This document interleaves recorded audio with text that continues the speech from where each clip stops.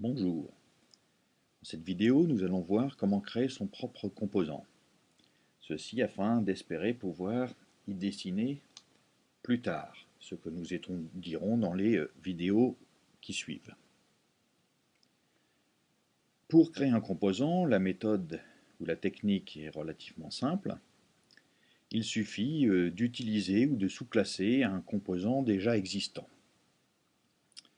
En AWT, il existe un composant exprès pour cela, qui s'appelle le Canva, qui est un composant simplement vierge de fonctionnalité, et qui propose de quoi dessiner dedans, c'est-à-dire essentiellement une surface à l'écran. En Swing, l'idée est la même, les choses se passent légèrement différemment. Il n'y a pas de composant dédié à cela, pour la bonne et simple raison, c'est que les composants Swing sont des composants dits lightweight, c'est-à-dire légers, et qui ne sont pas directement associés à des surfaces de l'écran ou des zones mémoire associées à d'éventuelles surfaces de l'écran, pour des raisons d'efficacité. C'est ce qui a d'ailleurs conduit à la construction de la couche Swing après celle d'AWT. On peut prendre n'importe quel composant pourvu qu'il soit léger. Il y a un certain nombre de composants qui le sont en Swing, donc ça ne pose pas de problème particulier. Il suffit d'en prendre un adéquat et si possible, le plus simple est d'en prendre un qui n'a pas de fonctionnalité particulière associée. Et le plus simple, et celui qu'on utilise habituellement, c'est le JPanel. Donc dans un premier temps, on va d'abord écrire un bout de code permettant de réaliser une interface simple. Donc on va se proposer ici de créer une fenêtre avec un composant en son sein. Donc d'abord les imports adéquats. La classe que j'utilise ici, qui est la classe principale, doit porter le nom du fichier Java. Ça, c'est la règle habituelle. On déclare la méthode static void main qui sera le point de départ du programme. Rien de bien particulier à ce niveau-là. Et puis on rappelle qu'en Swing, il y a une nécessité particulière pour initialiser l'interface, c'est de faire en sorte que cette initialisation se produise à des moments adéquats, et donc il faut intégrer ce code d'initialisation dans le thread principal de l'interface, puisque Swing n'est pas, je le rappelle, une couche graphique thread safe. Donc pour cela, on utilise la classe Swing Utilities. Et en général, l'invoke later, mais ça pourrait être l'invoke and wait, ça n'a aucune importance, c'est l'appel non bloquant, à un runnable. Ce runnable nécessitant la définition de la méthode run, qui sera exécutée de façon synchrone par le thread graphique. Donc, qu'est-ce qu'on va faire dans cette méthode run? On va simplement se contenter d'appeler le constructeur de la classe composant, qui sera notre application ici. Donc, l'intégralité de ce qui nous intéresse, du point de vue graphique, va se produire dans le constructeur d'initialisation de l'objet composant. Alors, ici, on va d'abord créer effectivement une fenêtre principale, puisqu'on s'intéresse à créer une application.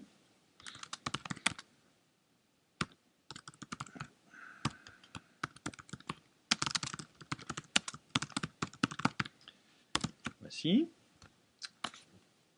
Et puis, on va agrandir légèrement la fenêtre pour éviter les débordements désagréables. Et puis à l'intérieur de cette fenêtre principale, il faut rajouter un composant. Donc on suppose qu'on a une classe existante, appelons-la mon composant.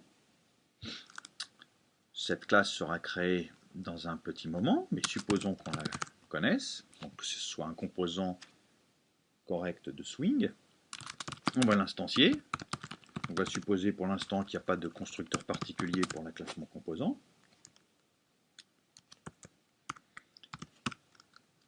Ou plutôt qu'il y a un constructeur sans argument. Et puis on va intégrer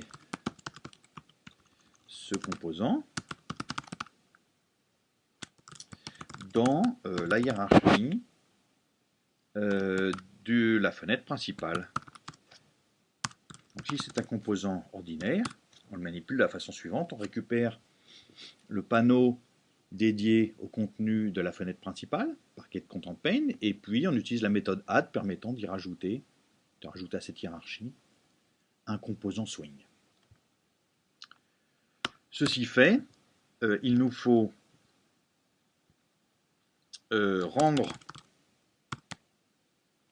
d'abord demander à l'interface de calculer les tailles adéquates pour réaliser les affichages,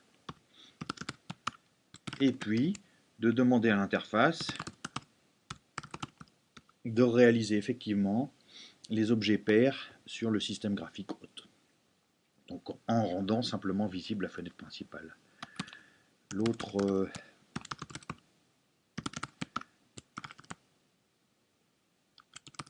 opération qu'on va effectuer,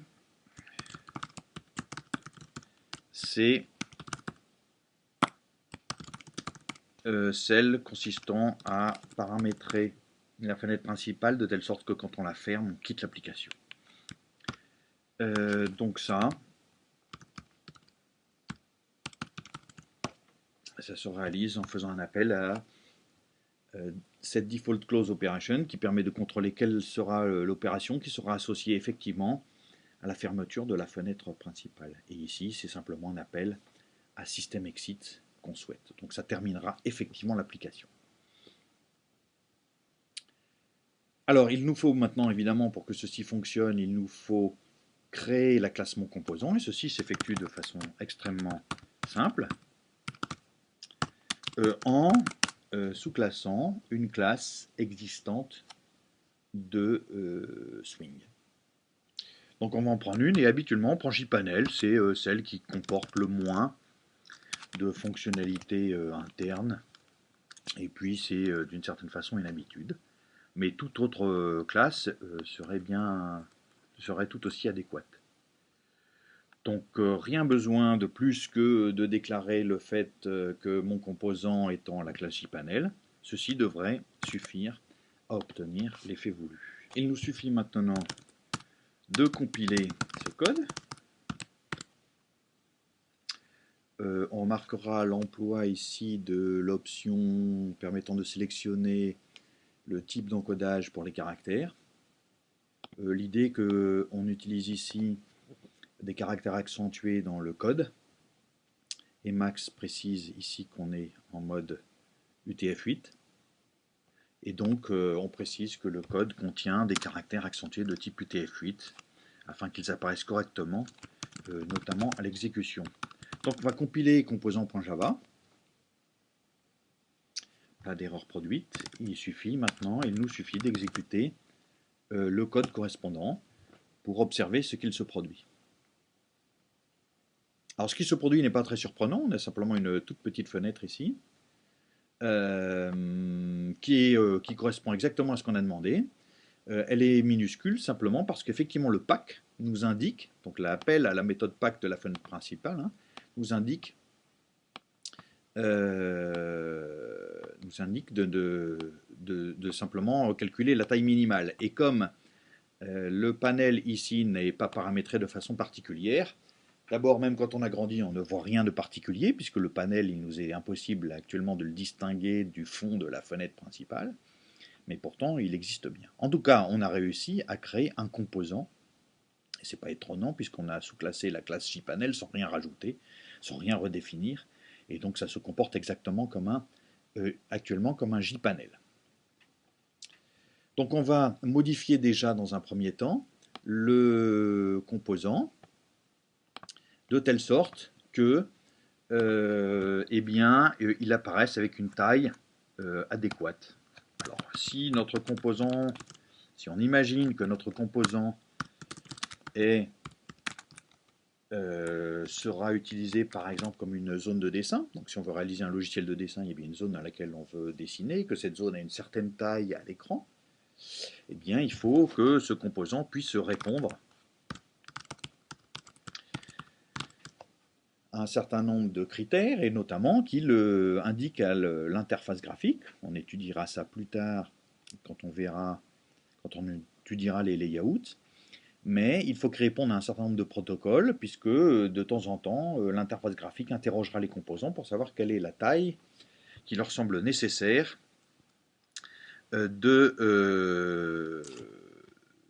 d'avoir pour être correctement affiché à l'écran. Alors il y a dans tout composant une méthode set preferred size, ici, get, on doit pouvoir trouver le set preferred size, qui est hérité de la classe composante même de AWT, et comme on le voit, cette méthode prend en paramètre un objet de type dimension. Donc on va fabriquer un objet de type dimension, par exemple si on veut une zone de taille 400 par 400, cela devrait suffire. Cela signifie simplement que la taille qu'aimerait obtenir ce composant à l'écran, si c'est possible, encore une fois, si l'écran est plus petit que 400 par 400, d'autres décisions seront prises. Mais si c'est possible, il souhaite obtenir 400 par 400 pixels à l'écran. Donc on va compiler ce code. Alors la classe dimension, évidemment, fait partie d'un autre paquet qui est Java AWT. Donc il est nécessaire d'inclure le paquet Java AWT. Et puis on va exécuter ce code pour constater qu'effectivement, à l'écran, les choses sont modifiées. Nous étudierons plus tard comment modifier l'aspect ou le dessin de ce composant à l'écran. Il faut donc se reporter aux vidéos suivantes.